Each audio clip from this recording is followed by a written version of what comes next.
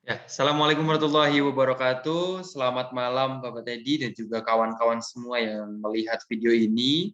Perkenalkan nama saya Fikri Wahyudin, saya dari Fakultas Hukum di kelas A, terutama di Universitas Saputra, mengenai langsung saja mengenai sebuah jurnal yang sudah saya baca, sedikit saya baca ulas gitu kan mengenai dinamika negara hukum Indonesia antara its state dan juga rule of law. Di sini saya akan sedikit memberikan sebuah pemahaman yang saya dapat ketika saya membaca jurnal tersebut.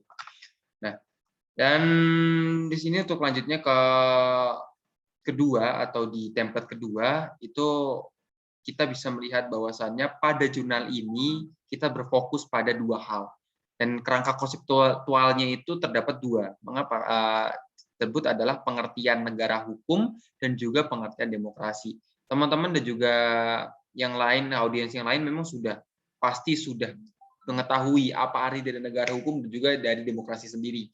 Yang artinya dalam negara hukum adalah negara yang merupakan hukum adalah sebuah raja yang dimana sebuah negara itu diatur oleh hukum, gitu kan. Bukan raja yang mengatur hukum atau raja yang mengatur rakyat, namun hukumlah yang mengatur rakyat dan juga raja dan lain sebagainya. Dan juga demokrasi juga teman-teman juga sudah pada paham, gitu kan. Semua paham bahwa demokrasi adalah sebuah tatanan pemerintah yang dimana pemerintah tersebut berawal dari rakyat untuk rakyat dan juga kembali kepada rakyat. Seperti itu. Lanjut. Yang selanjutnya adalah eh, pada sebuah konsep pembahasan di sini adalah konsep negara hukum Indonesia. Ya, sini konsep negara hukum Indonesia ini sangat menarik memang pada dasarnya ketika saya membaca jurnal ini, Pak.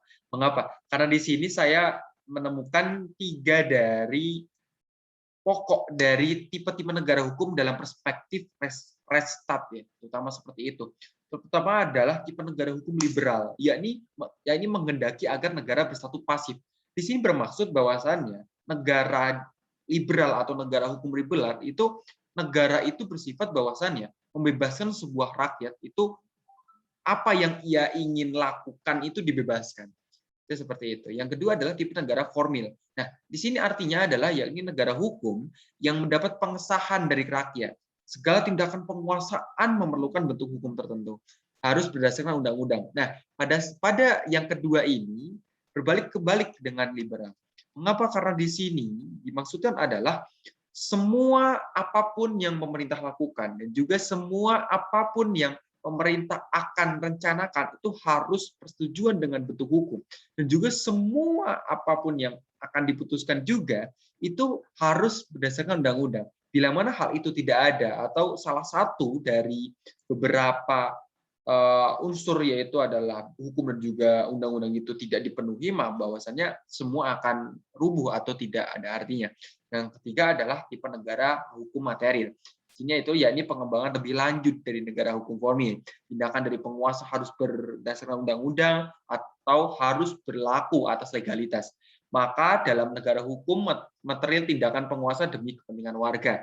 Nah, di sini hukum material di sini itu adalah hukum di negara atau negara hukum Indonesia ini berfokus kepada rakyat. Jadi semua keputusan, semua musyawarah dan semua keuntungan-keuntungan yang diciptakan oleh pemerintah itu harus semuanya berdasarkan oleh rakyat.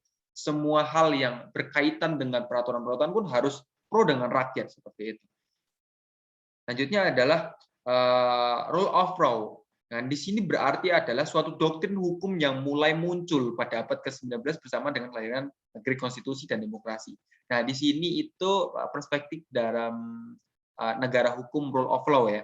Nah, di sini rule of law merupakan konsep tentang common law di mana segenap lapisan masyarakat dan negara peserta seluruh kelembagaannya menunjukkan tinggi supremasi hukum yang dibangun di atas prinsip keadilan dan legalitarian. Nah, di sini bermaksud adalah rule of law ini jadi ada tahapan-tahapan dalam hukum di mana semua segenap lapisan masyarakat dan negara itu beserta seluruh kelembagaan itu menjunjung tinggi hukum gitu. Jadi hukum itu yang pertama, rajanya dari sebuah negara itu hukum. Nah, jadi semua yang menjadi dasar dari sebuah keputusan sebuah negara itu terjadi karena ada hukum dan dasarnya hukum tersebut. Nah, selanjutnya adalah negara hukum yang berdasarkan reset atau the rule of law. Nah, di sini bermaksudnya adalah memiliki pengertian bahwa negara memberikan pelindungan hukum bagi warga negara melalui pelembagaan peradilan yang bebas. Nah, di sini bermaksud bahwasannya semua hak manusia di Indonesia ini memiliki hak yang sama. Ketika seseorang dilecehkan, ketika seseorang memiliki masalah tertentu, ini sudah menjadi garis besar bahwa negara hukum itu adalah sebuah negara dengan gabungan konsep dan juga the rule of law. Jadi di sini artinya bahwasannya negara hukum di sini itu memiliki unsur di mana ia melindungi rakyatnya. Jadi semua hal-hal yang rakyat lakukan itu sudah dijamin oleh hukum. Bila mana rakyat itu bermasalah, negara bisa istilahnya merangkul dia dan juga memberikan sebuah perhatian khusus mengapa dan juga kenapa dia bermasalah di mananya, seperti itu. Nah, dan juga hubungan negara hukum dengan demokrasi. Nah, ini adalah sedikit hubungan antara negara hukum dengan demokrasi itu seperti apa. Nah, di sini kita bisa lihat bahwasanya hubungan antara negara hukum dengan demokrasi dapat dinyatakan bahwa negara demokrasi pada dasarnya adalah negara hukum. Negara hukum hanyalah satu ciri dari negara demokrasi. Jadi istilahnya seperti ini. Bahwasannya negara hukum itu hanyalah satu ciri dari negara demokrasi, di mana semua negara itu, istilahnya negara Indonesia itu harus menjunjung tinggi dengan demokrasi. Nah, dan di dalam demokrasi itu sudah ada yang namanya negara hukum. Mengapa? Karena semua itu berasal dari rakyat. Ketika rakyat sudah dijunjung tinggi dan berasal dari rakyat juga untuk rakyat juga, otomatis negara hukum pun akan ada di dalam. Seperti itu. Nah, selanjutnya adalah misi dari sistem rule of law dalam bentuk objektif itu teman-teman bisa melihat bahwasanya ada 3 misinya. Yang pertama adalah memproteksi hak-hak dasar hukum. Nah, di sini dasar manusia maksudnya. Ini hampir sama dengan hak asasi manusia atau HAM. Mengapa? Karena seluruh unsur keadilan dalam masyarakat itu kelahiran dari negara of law itu menunjukkan bahwa masalah perlindungan hak manusia inilah yang menjadi misi utama. Jadi sistem rule of law ini, hak manusialah yang paling tinggi. Hak manusialah yang paling dijunjung bagaimana sebuah negara bisa berjalan dalam hukum. Yang kedua adalah membatasi pelaksanaan hak dan kebebasan masyarakat. Di sini berarti bahwasanya negara memang membebaskan masyarakatnya melakukan apapun. Namun bukan berarti bahwasanya Indonesia membiarkan begitu saja rakyatnya membuat semena-mena. Tidak seperti itu. Namun, Indonesia memberikan sebuah batasan. Bila mana hal ini, apa yang membuat masyarakat menjadi baik, dan juga sekitarnya menjadi baik, dan juga apa yang menjadi orang-orang atau pemerintahannya itu menjadi baik. Jadi ada batas-batasannya manusia dalam suatu negara. Nah, selanjutnya adalah membatasi kewenangan penyelenggaraan negara sehingga tidak cenderung otoriter. Nah, di sini maksudnya adalah ketika sebuah orang atau sebuah lembaga menguasai pemerintah, itu akan sedikit rumit atau dengan sedikit sulit. Maka oleh sebab itu, untuk membatasinya, kewenangan penyelenggaraan negara sehingga tidak cenderung otoriter.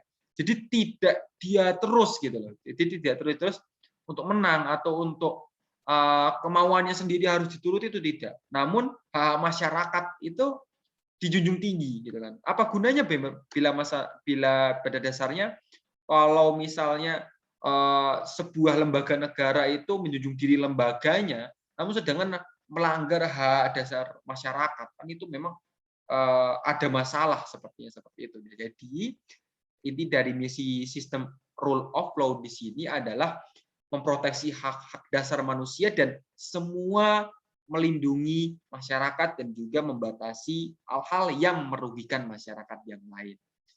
Itu. Nah, untuk yang terakhir adalah kesimpulan yang saya peroleh dari beberapa lembar dari jurnal tersebut adalah bahwa negara hukum Indonesia itu memiliki keistimewaan dibanding konsep negara lain. Apa keistimewaannya adalah negara hukum Indonesia itu dimodifikasi unsur-unsur negara hukum. Jadi ada sedikit modifikasi. Dan jadi istilahnya negara hukum Indonesia itu tidak selamanya kaku, namun bisa saja diubah-ubah atau bisa saja diubah ketika masyarakat memiliki masalah yang rumit seperti itu. Jadi bisa fleksibel istilahnya. Nah, selanjutnya adalah negara hukum belum tentu telah menjadi negara demokrasi. Ya memang belum tentu negara hukum itu menjadi negara demokrasi. Masih dibutuhkan syarat-syarat di luar negara hukum agar dapat dinyatakan sebagai negara demokrasi.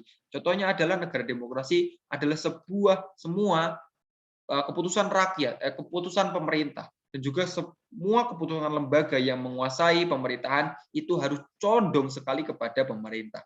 Jadi bila mana condong kembali kepada masyarakat. Bila mana hanya condong saja ke pemerintah dan juga beberapa oknum saja atau beberapa masyarakat, itu bukan menjadi demokrasi, namun masih menjadi negara hukum saja.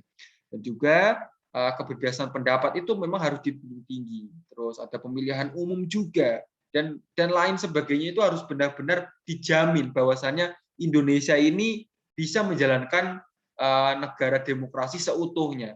Jadi semuanya itu berasal dari rakyat, kan? Dan demokrasi sebagai sikap hidup yang ditunjukkan dengan adanya perilaku taat pada aturan. Jadi bukan hanya pemerintah saja yang harus kita sasar di sini. Bahwasannya negara hukum di Indonesia ini ya memang masyarakat dan juga pemerintahnya, dua-duanya saling berkesinambungan supaya ada untuk konsep restart dan juga rule of law ini dan juga negara hukum menjadi negara demokrasi bisa berjalan dan bersandingan dengan baik. Mungkin hanya begitu saja yang dapat saya sampaikan. Terima kasih Pak Teddy dan selamat malam, selamat istirahat, dan terima kasih kawan-kawan yang sudah melihat video ini. Saya undur pamit. Saya Fikri Wahyudin. Wassalamualaikum warahmatullahi wabarakatuh.